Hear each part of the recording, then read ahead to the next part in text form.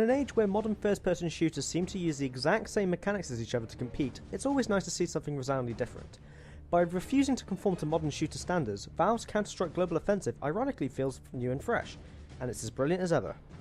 At its heart, Counter-Strike Global Offensive is an updated successor to CS 1.6 and the more recently released Counter-Strike Source. Both games are still as popular as they ever were nearly 12 years later. That's a tall order for a game to live up to, but thankfully CSGO delivers. The game's primary 5 vs 5 demolition mode pits counter-terrorists against terrorists with map-specific objectives. Some have you rescuing hostages as the good guys, others have you planting bombs as a terrorist in which the counter-terrorists have to defuse. These round-based modes are hugely frantic and rarely last more than a minute each. Once you die in the round, you are forced to spectate until the next round, during which you can learn where you went wrong and how to improve. At the start of each round, each player has money to which they can buy guns and equipment. If you die, you have to buy them all over again.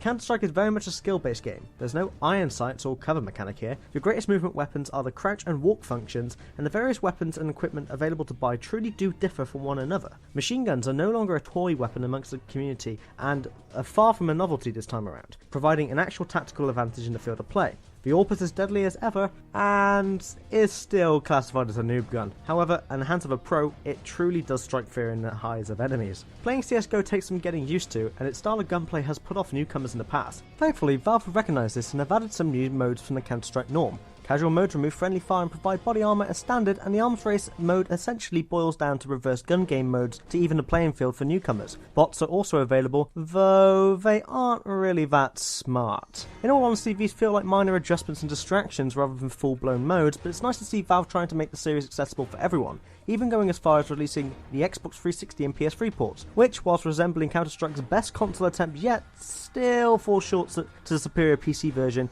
with slightly awkward controls due to lack of auto-aim and lack of dedicated server support. All in all, Counter-Strike Global Offensive gameplay remains as addictive and as brutal as ever, and no amount of tinkering is going to change it.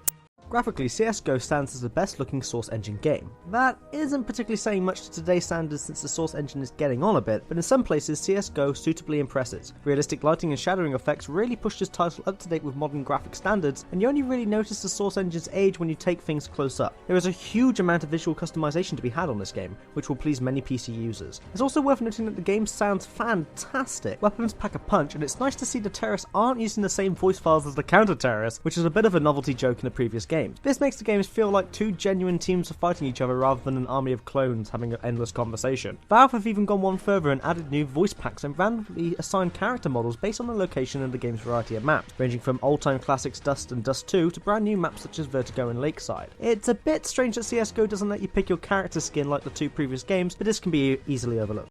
All in all, Counter-Strike Global Offensive is a solid update to an incredible game series, one that I personally hope will live on for a very long time. For more PC game reviews and news, check out nerdarray.com.